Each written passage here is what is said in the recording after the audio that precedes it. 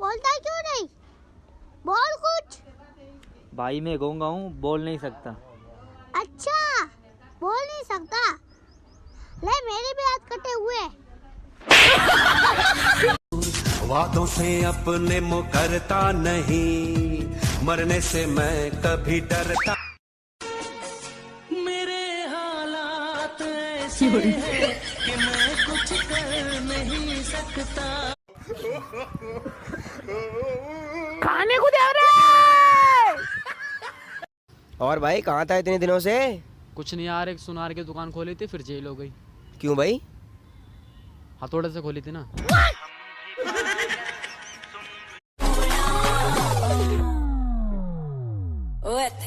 मैं नहीं आऊंगा।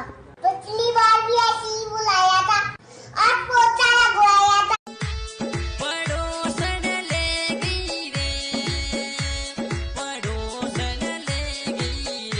अरे भाई तू करो कोई डाडे पड़ोसन ले गई बीजो लेगो कोई खाटी सा।